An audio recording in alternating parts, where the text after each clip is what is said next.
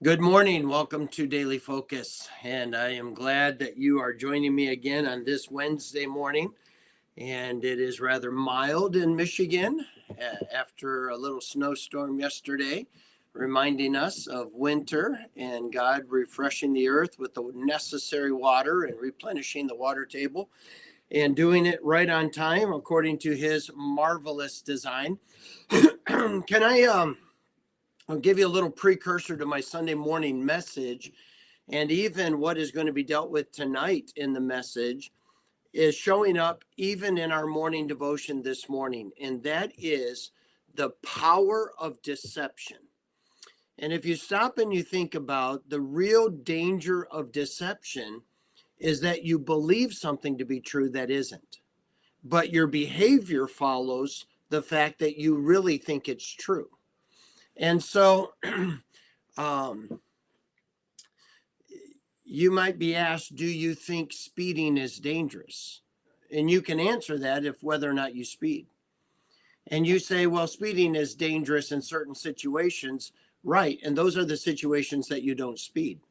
But to say, I believe speeding is dangerous and then speed is to actually say, no, you really don't believe it is. And or that you can control it, that you can handle it. What is considered dangerous is the result that it could take your life, that it could take someone else's life, that it could injure some people. But when you say, you know what, I don't believe it's that dangerous, I believe I can speed and that nobody will get killed and nobody will get hurt, is to say, I don't believe it's dangerous. I believe that it can be handled and that I can handle it. So whether, however you feel about speeding doesn't really matter. In my illustration is our behavior follows what we really believe. And so when it comes down to the devil, you have to remember that his main strategy has always been to deceive. It started in heaven with the angels and the fallen angels that fell with him.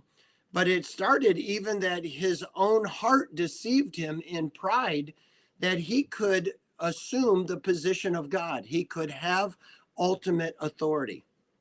And that was a lie. He believed it, and therefore he acted upon it. And he is continuing to be the eternal optimist that thinks that someday he is going to be able to conquer God, and he's not.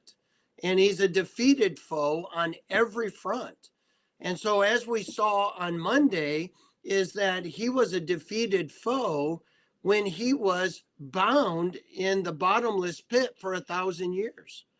And you would think after 1,000 years of wanting to be free but can't, that you would understand that you're not supreme, that you're not more powerful than the one who is holding you captive and restraining you.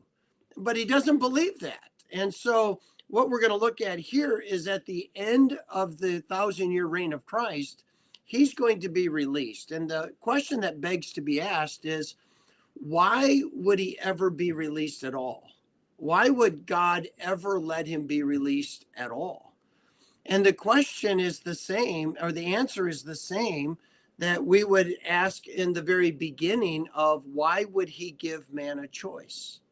Well, because without a choice, the love that you share and the gratitude that you express is not legitimate if it's been programmed. If there wasn't an opportunity for you to not love, if there was not an opportunity for you to not be selfish, then choosing to love and choosing to be thankful wouldn't mean anything. But because you do have a free will to choose, it means something. And God wanted his creation to choose to love him, which meant there had to be an alternative. The same thing is true when he rules the world with a rod of iron. They're not going to have a choice. They either fall in line or they die. And so many who are born in the millennial reign are born with a sin nature, or all of them are born with a sin nature, and many of them will refuse to acknowledge Christ as Savior, and they will want to run their own life. But the problem is that if they don't follow the rules, that they're going to die. And so they learn to conform, but never be transformed. I fear that that is a big problem today as well. We have people in our churches that are trying to conform for whatever reason, but they're not really surrendering their will to God's will. They're not surrendering an admission of guilt and sinfulness and an admission of the righteousness of Christ that satisfies the demand of the consequence for our guiltiness. There's not an acknowledgement of any of that. There is just simply, I want to be seen in this light. I want to be considered to be this kind of person. Therefore, I conform to these rules. And that's not God's design for Christianity. It never will be. Otherwise, he would, if he just wanted us to conform, he would have made us creatures that didn't have any choice, who wouldn't be able to help but conform. But that's not what he wanted. That's not what he designed. And it will never be the design of God. He wants us to choose. And it's an act of our own will. And that is exactly what's going to happen after 1,000 years of people conforming.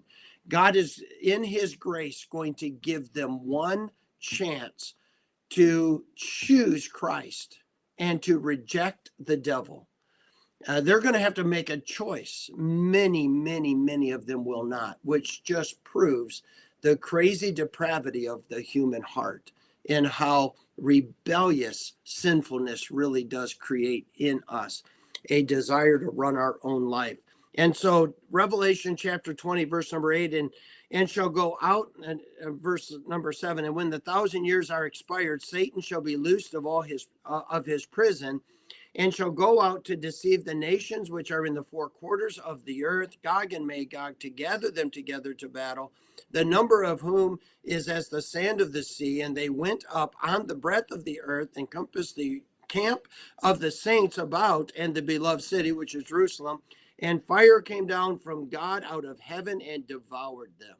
So he destroys all of the unsaved people at the end of the tribulation with the spoken word. Here, at the end of the millennial reign, he uses fire from heaven to destroy all who rebel against him, led by the great deceiver himself, Satan. And that is exactly what is happening. You say, why is God allowing it?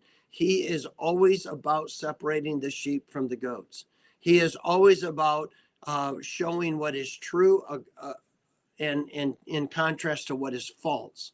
And he wants the true followers of God to be clearly separated from those who pretend or from those who are in rebellion. And so God is going to give them a chance to choose their side, but that choice is going to determine their eternity. And here Satan goes, and he convinces people from all over the world to come against the Christians and ultimately against Christ in Jerusalem, and that they're going to somehow overthrow him and be able to run and rule the world the way they want.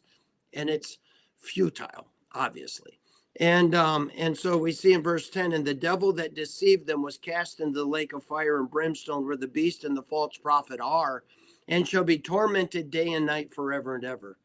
And here's the last courtroom for mankind, all those who are unsaved. And I saw a great white throne, and him that sat on it, from whose face the earth and the heavens fled away, and there was found no place for them.